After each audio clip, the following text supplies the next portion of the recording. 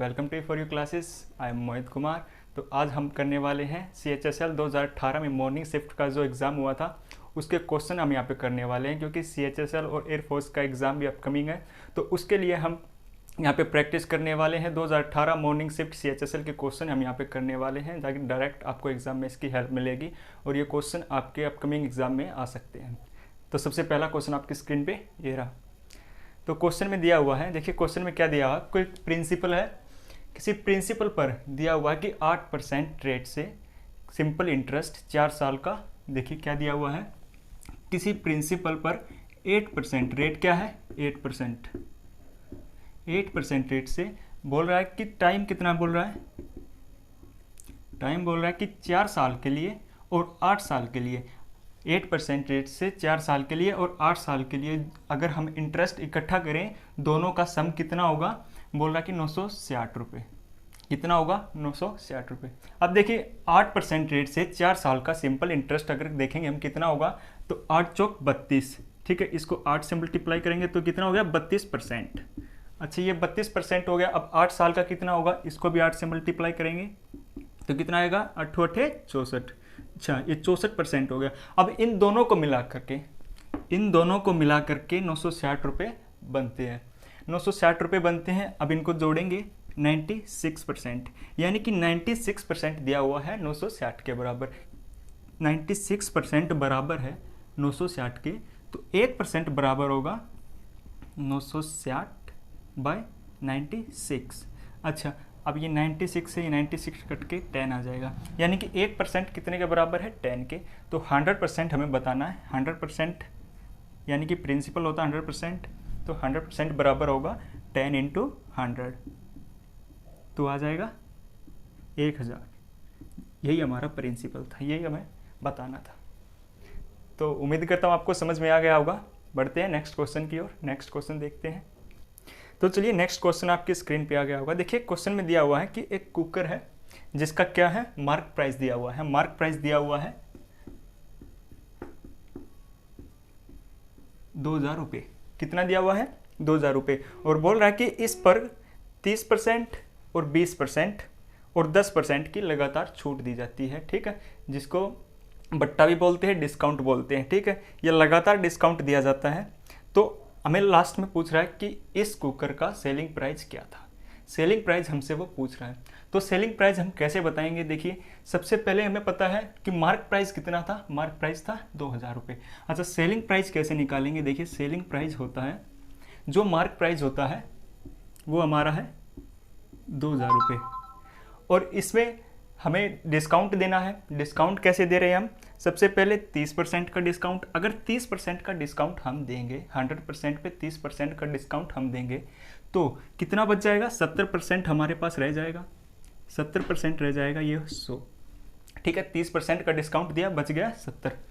अब आगे कह रहा है कि 20% का डिस्काउंट और दिया। अब 20% का डिस्काउंट इस पर और देंगे, तो 20% का डिस्काउंट देने के बाद जो बच जाएगा वो कितना, 80% बच जाएगा। तो 80% ये बच गया। अब नेक्स्ट फिर बोल रहा है कि 10% का डिस्काउंट और दिया। अब इसी पर 10% का डिस्काउंट और दिया, तो इसका मतलब कितना बच गया, 90 बच गया।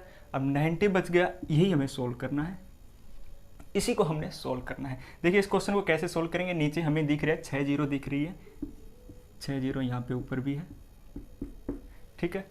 अब इसको आप मल्टीप्लाई करेंगे, 7 दूनी 14 और 14 को 8 से मल्टीप्लाई करेंगे और फिर उसको 9 से मल्टीप्लाई करेंगे, तो कितना आएगा, 1008 रुपये। 1008 रुपये, यही हमारा आंसर है। तो चलिए नेक्स्ट क्वेश्चन की ओर। तो चलिए नेक्स्ट क्वेश्चन आपकी स्क्रीन पे आ गया होगा। देखिए क्वेश्चन में दिया हुआ कि अनिल 8 रुपये में 6 की दर से कोई वस्तुएं खरीदता है। 8 रुपये में कितनी वस्तुएं खरीदता है, 6 वस्तुएं खरीदता है, ठीक है। ये रुपये है और ये क्या है, आर्टिकल्स, ठीक है। 8 रुपये में 6 वस्तुएं खरीदता है, और उसने बोला है कि वो इतने रुपए में वस्तुएं खरीदकर 12 रुपये में 10 वस्तु बेचता है। अच्छा ये तो उसने परचेस किया है, ठीक है, ये तो उसने परचेस किया है। अब सेल कर रहा है वो कैसे, 12 रुपये में दे रहा है, 10 वस्तुएं वो दे रहा है। तो हम क्या करते हैं, हम रेट को, जो रुपये है, इसको हम कॉमन मान लेते हैं। कॉमन मानने का मतलब क्या है कि हम इसका एलसीएम लेंगे। एलसीएम इसलिए लेते हैं क्योंकि एलसीएम लेने से हमें पता चल जाता है कि कितनी वस्तुएं वो बेच रहा है और कितनी वस्तु वो खरीद रहा है, तो उससे हम आसानी से प्रॉफिट एंड लॉस परसेंट बता सकते हैं। तो ऐसा कॉमन नंबर कौन सा है कि जो 8 और 12 से दोनों से डिविजिबल हो, तो हम इसका एलसीएम लेते हैं, एक प्रकार से इसको बोल सकते हैं। तो 12 और 8 का हम एलसीएम लेंगे तो क्या बोल सकते हैं, 24। मान लिया हमने 24 रुपये में उसने परचेस किया होगा, ठीक है। अब 8 रुपये में 6 परचेस कर रहा है, तो 24 रुपये में कितना परचेस किया होगा, 18। ये तो उसने परचेस किया है। अब 24 रुपये में उसने बेचा कितना है, 12 रुपये में 10 वस्तुएं वो बेच रहा है, तो 24 में कितनी बेचेगा, 20। अच्छा, अब 20 वस्तुएं बेच रहा है, 18 खरीद कर, 24 रुपये में 18 खरीद कर 20 वस्तुओं को बेच रहा है। तो इससे उसको हो क्या रहा है, उसको हो रहा है 2 वस्तुओं की हानि। क्या हो रही है, 2 वस्तुओं की हानि उसको हो रही है। 18 वस्तुएं उसने खरीदी है और उतने में 20 वस्तुएं बेच रहा है, 2 एक्स्ट्रा दे रहा है, तो 2 एक्स्ट्रा दे रहा है, तो 2 की उसको हानि हो रही है। कितनी देने पर हो रही है, 20 देने पर। 20 देने पर हानि हो रही है उसको 2 वस्तुओं की। तो 100 पे कितने की होगी, इसको हम काटेंगे, ये आएगा 5 और उसको 10% की क्या हो रहा है, लॉस हो रहा है। उसका लॉस परसेंट कितना आ गया, 10%। तो चलिए नेक्स्ट क्वेश्चन आपकी स्क्रीन पे आ गया होगा। देखिए क्वेश्चन नंबर सिस्टम से आया हुआ है। क्वेश्चन में दिया हुआ कि 29 की पावर 41 है प्लस 37 की पावर 41 है। अच्छा, इसको डिवाइड करना है। डिवाइड किससे करना है, डिवाइड करना है 33 से। इसको 33 से डिवाइड करना और पूछ रहा है कि रिमाइंडर क्या है। क्या पूछ रहा है, रिमाइंडर। अच्छा, रिमाइंडर आपको पता होगा, नंबर सिस्टम जिसने पढ़ा होगा उसमें पता होगा कि नंबर सिस्टम में हम रिमाइंडर कैसे पता करते हैं, हम इसको डिवाइड करते हैं। डिवाइड करने से क्या होगा, अगर 33 को हम 29 से डिवाइड करेंगे तो कितना आएगा, -4 की पावर 41। ठीक है, अगर 33 से इसको डिवाइड करेंगे तो रिमाइंडर -4 ही बचेगा। ठीक है, तो इसको हम आगे करते हैं। अब 37 को अगर हम डिवाइड करेंगे 33 से तो प्लस का आएगा 4 और इसकी पावर सेम 41। ठीक है, अब ये 33 से ही डिवाइड कर रहे हैं, जब तक ये 33 से छोटा न आ जाए तब तक इसको डिवाइड ही करते रहना है। लेकिन हम यहाँ पे क्या देख रहे हैं, देखिए ये -4 की पावर 41 दिया हुआ है, जो रिजल्ट आएगा वो क्या आएगा, नेगेटिव आएगा। ठीक है, नेगेटिव मान लिया कोई भी रिजल्ट आया और ये है प्लस की वैल्यू। ठीक है, वैल्यू सेम है लेकिन प्लस माइनस का चक्कर है, ये माइनस में आएगा और ये सेम प्लस में आएगा, तो प्लस से माइनस कट जाएगा तो बच जाएगा रिमाइंडर 0। यही क्वेश्चन है। तो चलिए क्वेश्चन आपकी स्क्रीन पे आ गया है। देखिए क्वेश्चन में दिया हुआ है कि एक पहिए का डायमीटर कितना है, 49। डायमीटर कितना है, 49 सेंटीमीटर। अब रेडियस कितना होगा, डायमीटर का हाफ, तो रेडियस होगा 49/2। अब उसने पूछा कि 770 मीटर का अगर इसी पहिए से ट्रेवल करना हो तो ये कितने चक्कर लगाएगा, रेवोल्यूशन पूछा उसने कितने लगाएगा। तो हम कैसे बता सकते हैं, एक रेवोल्यूशन में कितना डिस्टेंस ट्रेवल करेगा, पहले तो ये पता लगाना होगा। तो एक चक्कर में कितना डिस्टेंस ट्रेवल करेगा, इसके लिए फॉर्मूला होता है, क्या होता है, वर्त की परिधि का फॉर्मूला क्या होता है, 2πr जी, 2πr। अच्छा, एक बार चक्कर कितने दूरी तय करेगा ये देखते हैं, 2 × 22/7 × r कितना है, 49/2। ठीक है, अब ये एक चक्कर में इतना डिस्टेंस ट्रेवल करेगा। अब इसको हम काट देते हैं, 7 ये 11, तो इतना डिस्टेंस ये ट्रेवल करेगा। ठीक है, अब उसने पूछा कि 770 मीटर डिस्टेंस ट्रेवल करना हो तो कितने चक्कर लगाएगा। एक चक्कर में ये इतना डिस्टेंस ट्रेवल करेगा। ठीक है, आपको इसको सोल्व भी नहीं करना है। क्यों सोल्व नहीं करना है, क्योंकि बाद में इसी को काटना भी है। तो हम डायरेक्ट कैसे करेंगे, अब देखो 770 मीटर का वो डिस्टेंस ट्रेवल करने की बोल रहा है। अब ये हमारा सेंटीमीटर में और उसने दिया है मीटर में, तो इसको भी हम सेंटीमीटर में कन्वर्ट करेंगे तो क्या करना है, 100 से मल्टीप्लाई करना होगा। अगर इसको 100 से मल्टीप्लाई करेंगे और इसको डिवाइड करेंगे एक चक्कर में कितना, 2 × 11 × 7। अच्छा, इसको काटते हैं, ये डायरेक्ट कट जाएगा, 11 × 77, ये 10 आ जाएगा और ये 5। तो डायरेक्ट आंसर कितना आ गया, 500 चक्कर लगाएगा 770 मीटर की डिस्टेंस ट्रेवल करने में। तो चलिए नेक्स्ट क्वेश्चन देखते हैं। नेक्स्ट क्वेश्चन आपकी स्क्रीन पे है। देखिए क्वेश्चन में दिया हुआ है कि एक ट्रायंगल है, कौन सा ट्रायंगल है, समबाहु त्रिभुज, जिसको क्या बोलते हैं, इक्विलेटरल ट्रायंगल। इक्विलेटरल ट्रायंगल में दिया हुआ है, क्या दिया हुआ है, एक्स वाई जेड, ठीक है, एक्स वाई जेड दिया हुआ है। इसमें दिया हुआ है कि इसका केंद्रक क्या है, एल। देखिए केंद्रक क्या होता है, केंद्रक होता है जहां से इसके सभी कोनों का डिस्टेंस एक मतलब समान हो, ठीक है, इक्वल हो। ये डिस्टेंस प्लस ये डिस्टेंस, यानी कि यहाँ से ये दूरी और ये दूरी इक्वल होगी, इसको बोलते हैं केंद्रक, ठीक है। अब केंद्रक का एक बात मैं आपको और बता दूं, केंद्रक क्या करता है, केंद्रक से निकलने वाली रेखा इसकी जहाँ पे टकराती है, जोन सी साइड पे टकराती है, उसको दो इक्वल पार्ट में डिवाइड करती है। एक तो क्वेश्चन ये बनता है, और दूसरा क्वेश्चन क्या बनता है, एक क्वेश्चन ये बनता है कि वो किस रेशो में डिवाइड करती है, वो इसको 2:1 के रेशो में डिवाइड करती है। किस रेशो में, 2:1, यानी कि जो ऊपर वाला पार्ट है वो 2 के बराबर होगा और जो नीचे वाला पार्ट है वो 1 के बराबर होगा। यानी कि इसकी लेंथ हम 3 बोलेंगे, तो क्या करेंगे, जो इससे इस पॉइंट से ऊपर वाली जो लाइन है वो 2 होगी और इससे नीचे वाली होगी 1 होगी। तो इतनी बात आपको इस क्वेश्चन से पता चली। अब हमें बताना है क्या, ये बोला उसने एल, पॉइंट को क्या नाम दिया, एल। अच्छा, ये केंद्रक एल है, उसने बोला है कि इसकी जो साइड है, साइड कौन सी है, एक्स वाई कितनी है, 12। अगर एक्स वाई 12 है तो सभी मैं बोल सकता हूँ कि 12 है, क्या होगी, सभी 12। अच्छा, सभी 12 है, और इसका आपको पता होगा, इसको हाइट भी बोलते हैं, क्या बोलते हैं इसको, हाइट। और इसका फॉर्मूला कैसे होता है, कैसे पता करते हैं कि हाइट कितनी है, इसका फॉर्मूला होता है √3/2 इंटू ए को हम साइड में बोल सकते हैं, साइड 12, इसको हम डिवाइड करेंगे, कितना आएगा, 6।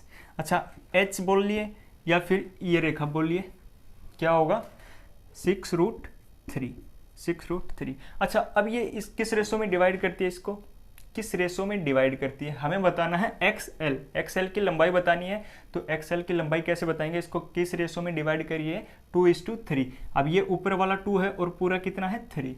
अब ये पूरा आया है 6√3, हमें बताना है केवल ऊपर वाला, तो किस रेशो में डिवाइड करता है इसको, 2:3, ठीक है। अब यही क्वेश्चन को सोल्व करना है, ये आएगा 2 और 2 को यहाँ पे मल्टीप्लाई करेंगे, 2√3 को 2 से मल्टीप्लाई करेंगे, आएगा 4√3। ये हमें बताना था, बिल्कुल इजी क्वेश्चन है। तो चलिए नेक्स्ट क्वेश्चन देखते हैं।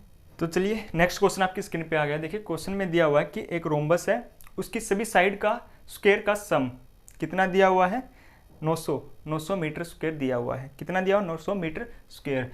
अच्छा, एक रोम्बस की सभी भुजाएं, सबसे पहले तो ये बात है कि एक रोम्बस की सभी भुजाएं क्या होती है, सभी साइड्स क्या होती है, इक्वल होती है। अब सभी साइड्स इक्वल है और उनका सम दिया हुआ है कितना, 900 मीटर स्क्वायर। यानी कि हम बोल सकते हैं कि एक साइड का स्क्वायर कितना होगा, तो हम इसको डायरेक्ट 900 मीटर स्क्वायर को 4 से डिवाइड करेंगे, तो कितना आएगा, 225। अच्छा, ये 225 क्या है, अगर मैं रोम्बस की साइड को ए मान लूँ तो ये ए स्क्वायर आया है, कितना आया है, 225 आया है। अब ए पता करना है तो क्या करना पड़ेगा, ए को निकालने के लिए इस पर रूट लग जाएगा, 225। अच्छा, 225 किसका स्क्वायर होता है, ये होता है 15 का, यानी कि ए हमारा कितना आ गया, 15। यही क्वेश्चन में हमें पूछा था कि ए बताना था, यानी कि साइड बतानी थी, साइड हमारी आ गई 15। अगर हो सकता है कि क्वेश्चन में आपको पूछे कि पेरीमीटर कितना है, तो पेरीमीटर भी आप आसानी से बता सकते हैं। डायरेक्ट आपको करना क्या है, पेरीमीटर बताने के लिए 15 को 4 से मल्टीप्लाई करना, तो 60 ये हमारा डायरेक्ट आंसर होगा। लेकिन हमें क्वेश्चन में बताना है कि साइड कितनी है, साइड हमारी है 15। अगर पेरीमीटर पूछे तो पेरीमीटर को 60 बोलेंगे, 15 से 4 को मल्टीप्लाई करके कितना आएगा, 60।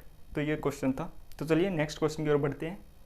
चलिए नेक्स्ट क्वेश्चन आपके स्क्रीन पे आ गया होगा। देखिए क्वेश्चन में दिया हुआ है कि विपिन और दिनेश के सैलरी का रेशो दिया हुआ है। सैलरी का रेशो कितना है, विपिन और दिनेश, ठीक है, विपिन और दिनेश का दिया हुआ है सैलरी का रेशो कितना दिया हुआ है, ये दिया हुआ है 5:8। कितना दिया हुआ है, 5:8 ये रेशो दिया हुआ है। अब उसने बोला है, क्या बोला है कि अगर इन दोनों की सैलरी में 4800 रुपये मिला दिया जाए, 4800 रुपये मिला दिया जाए तो इनका नया रेशो बनता है। वो नया रेशो क्या है, न्यू रेशो क्या होगा, न्यू रेशो क्या होगा विपिन और दिनेश का, ये होगा 7:10। कितना होगा, 7:10। देखिए सबसे पहले तो समझने वाली बात क्या है, इसमें समझने वाली बात ये है कि दोनों के जो बीच का डिफरेंस है वो यहाँ पे कितना है, 3 है। कितना है, 3। और यहाँ पे कितना है, जो नया रेशो इनका निकल के आया है इसमें भी 3 है। अगर डिफरेंस सेम हो, अगर डिफरेंस दोनों का सेम हो तो हमें करना क्या है, अब इनका गैप देखते कि सैलरी का गैप कितना हुआ, पहले कितना था और अब कितना हुआ है। अब बढ़ गया 2, देखो दोनों में 2 बढ़ गया। 2 क्यों बढ़ा, क्योंकि इनकी सैलरी में हमने 4800 रुपये को ऐड किया है। अच्छा 2 बराबर हम कह सकते हैं ये 2 ही बराबर 4800 के हैं। तो हमसे पूछा कि उनकी इनिशियल सैलरी कितनी थी, तो इनिशियल कितनी थी, किसकी पूछी है, विपिन की पूछी है। तो विपिन की सैलरी थी 5 और 2 बराबर है 4800 के। तो हमें बताना है कि विपिन की सैलरी कितनी थी। अगर 2 बराबर 4800 के है तो 1 बराबर 2400 के है और विपिन की सैलरी थी 5, तो 5 बराबर होगा 2400 गुना 5, कितना होगा 120, 12,000 रुपये। ये हमारा आंसर है। तो चलिए नेक्स्ट क्वेश्चन की ओर बढ़ते हैं। तो चलिए नेक्स्ट क्वेश्चन आपकी स्क्रीन पे आ गया होगा। देखिए इंपॉर्टेंट क्वेश्चन बनता है। क्वेश्चन क्या है कि यदि किसी प्रिंसिपल पर 10% पर एनम की रेट से 3 साल का क्या है, कंपाउंड इंटरेस्ट का क्वेश्चन है। कंपाउंड इंटरेस्ट और सिंपल इंटरेस्ट के बीच का जो डिफरेंस है वो कितना है, 558 दिया हुआ है। तो हमसे क्या पूछा है, हमसे वो प्रिंसिपल पूछा है कि प्रिंसिपल कितना था। देखिए इसमें एक फॉर्मूला होता है, फॉर्मूला आपको पता होगा कि हम कौन सा फॉर्मूला यूज करते हैं कि डिफरेंस इज इक्वल होता है। देखिए ये फॉर्मूला जब यूज होता है जब 3 साल का डिफरेंस हमें पूछा हो या दिया हुआ हो। तो डिफरेंस ये कितने साल के लिए, 3 साल के लिए। 3 साल के लिए इस फॉर्मूले का यूज करते हैं। क्या होता है कि प्रिंसिपल इंटू आर बाय 100 का square into 300 plus R divide by 100, ये फॉर्मूला होता है। अब जो दिया है हम इसमें वैल्यू पुट करते चलेंगे और डायरेक्ट आंसर निकाल लेंगे। देखिए डिफरेंस कितना दिया हुआ है, 558 दिया हुआ है, 558 दिया हुआ है। और प्रिंसिपल ये हमें बताना है, प्रिंसिपल नहीं दिया तो इसका मैं पी मानता हूँ। अच्छा आर दिया हुआ है 10 और इसका स्क्वायर करेंगे तो आ जाएगा 100 और 100 का भी स्क्वायर करेंगे तो क्या आएगा 100 इंटू 100। ठीक है, अब आगे 300 प्लस आर यानी कि रेट कितनी है 10, 300 प्लस 10 कितना होगा 310 बाय 100। अच्छा 1 0 से 1 0 ये कट जाएगी, 100 से ये 100 कट जाएगा। ठीक है, और इसको 31 से यहाँ पे डिवाइड करेंगे तो कितना आएगा 18। अच्छा ये 18 आएगा और ये 10 और ये 100 यहाँ पे आके मल्टीप्लाई होगा तो कितना होगा,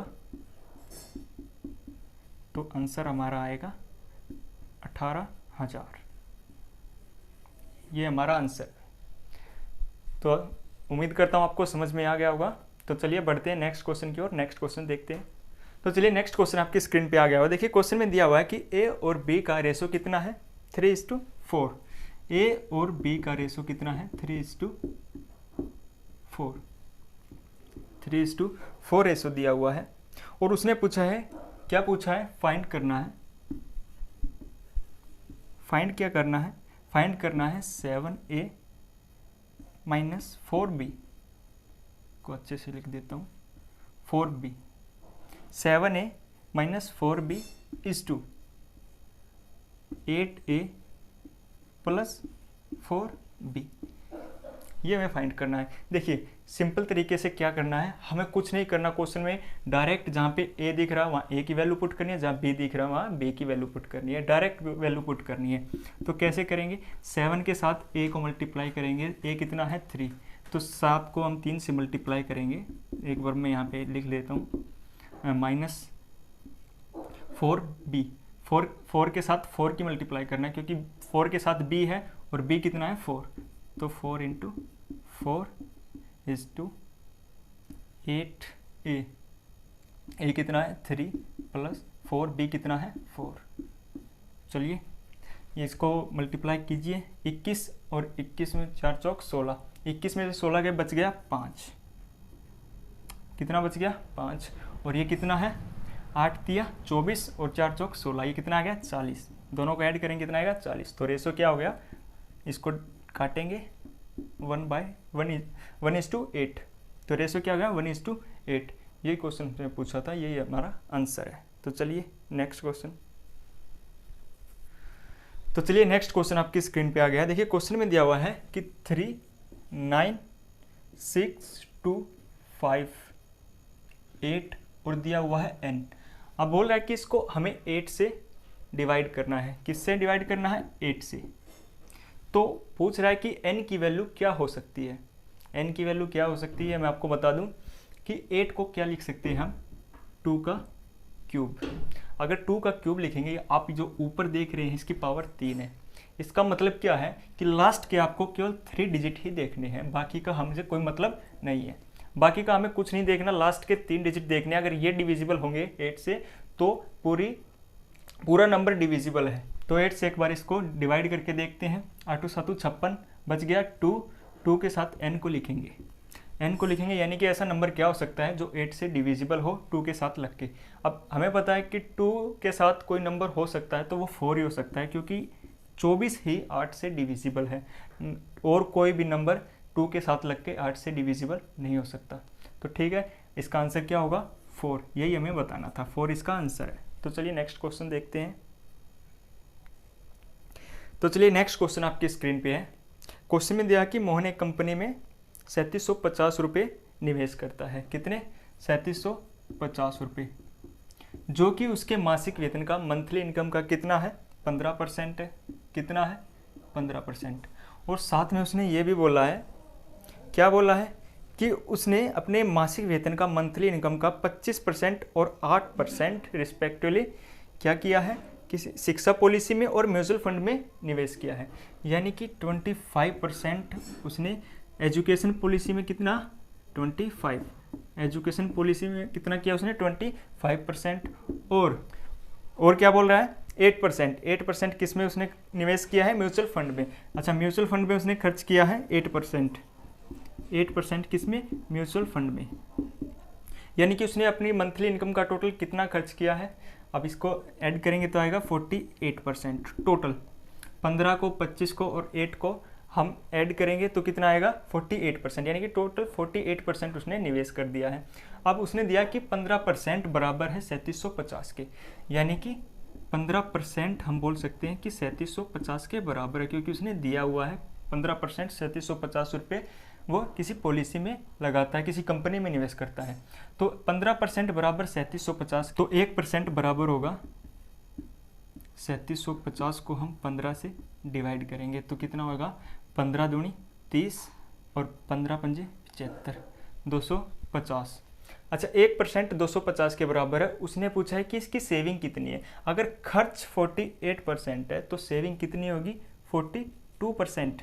अब 42% ही हमें बताएं, 1% बराबर है 250 के, तो 52% कितने के बराबर होगा? तो 52 को क्या करेंगे? 52 को डायरेक्ट मल्टीप्लाई करेंगे 250 से, तो कितना आएगा? ये 13। यही हमारा आंसर है। तो चलिए नेक्स्ट क्वेश्चन आपकी स्क्रीन पे आ गया होगा। देखिए क्वेश्चन में दिया हुआ है कि अब की बार कुत्ता दौड़ रहा है, 6 किलोमीटर पर आवर की स्पीड से दौड़ता है। उसे 75 मीटर भुजा वाले एक वर्गाकार मैदान का चक्कर लगाने में कितना टाइम लगेगा? अच्छा, वो चक्कर लगाने में कितना टाइम लगेगा ये बताना है। हमें बताना है कि वो पूरे वर्गाकार मैदान का अगर चक्कर लगाएगा तो कितना डिस्टेंस ट्रेवल करेगा, कितना मतलब कि डिस्टेंस कवर करेगा। अगर एक साइड उसकी 75 मीटर की है तो 4 साइड कितने की होंगी? तो 4 साइड कितने की होंगी? यानी कि उसको पेरीमीटर बोल सकते हैं। पेरीमीटर कितना होगा पार्क का? पार्क का पेरीमीटर होगा 75 को 4 से कितना आएगा? 300 मीटर पार्क का पेरीमीटर, यानी कि उस पार्क के चारों ओर चक्कर लगाएगा वो। अब उसकी स्पीड कितनी है? 6 किलोमीटर पर आवर। अब इसको मीटर पर सेकंड में कन्वर्ट करना है। मीटर पर सेकंड में कन्वर्ट करने के लिए क्या फार्मूला होता है कि जो एक्चुअल स्पीड हो वो कितनी है? 6, उसको हम मल्टीप्लाई करते हैं 5/18 से, और इसके बाद में जो स्पीड आती है वो हमारी मीटर पर सेकंड में कन्वर्ट हो जाती है। तो कैसे करेंगे? देखिए 6 को इससे डिवाइड कीजिए, आएगा 3, यानी कि 5 मीटर 3 सेकंड में वो दौड़ सकता है। 5 मीटर दौड़ेगा 3 सेकंड में, ठीक है। और उसको दौड़ना कितना है? 300। कितना दौड़ना है? 300। अच्छा, 5 का कितना गुना है 300? 5 का 60 गुना है, तो आप इस सेकंड का भी 60 गुना करेंगे तो कितना आएगा, 180 सेकंड उसको लगेंगे। अगर मिनट में पूछा है तो मिनट में हम इसको 60 से डिवाइड करेंगे तो कितनी मिनट लगेगी, 3 मिनट उसको लगेंगी। तो यही हमसे पूछा था, कितने मिनट लगेगी, 3 मिनट। तो चलिए नेक्स्ट क्वेश्चन आपकी स्क्रीन पे आ गया। देखिए प्रॉफिट एंड लॉस से क्वेश्चन है, बोल रहा है कि एक वस्तु को 12% की हानि पर बेचा जाता है। अगर किसी वस्तु को हानि पर बेचा जाता है, वो बोल रहा है कि 12% की हानि पर बेचा जाता है, यानी कि सेल प्राइस उसका 12% की हानि पर है, तो हम बोल सकते हैं 88% में वस्तु को बेचा होगा। कितने बेचा होगा, 88% में। अब वो बोल रहा है कि अगर इसी वस्तु को 630 रुपये ज़्यादा में बेच दे, 630 रुपये ज़्यादा में बेच दे, 630 रुपये मोर, अगर उसको ज़्यादा में बेच दे 630 रुपये, तो क्या होता है, उसको 6% का प्रॉफिट होता है, यानी कि 106% में वस्तु चली जाएगी अगर 630 रुपये उस वस्तु के दाम में बढ़ोतरी कर दी जाए। अच्छा, यहाँ पे कितने का मतलब कि डिफरेंस आया, अगर उसको 630 रुपये में बेचेंगे तो हम यहाँ पे पाएंगे कि 18% का हमें डिफरेंस मिला 630 रुपये से, यानी कि हम बोल सकते हैं कि 18% बराबर है 630 के, 18% बराबर है 630 के। तो 100% कितने के बराबर होगा, 100% बराबर होगा 630 डिवाइड बाय 18 इंटू 100 डायरेक्ट करेंगे तो इसको काटेंगे, कितना आएगा, चलिए इसको काटिए, ये कट जाएगा,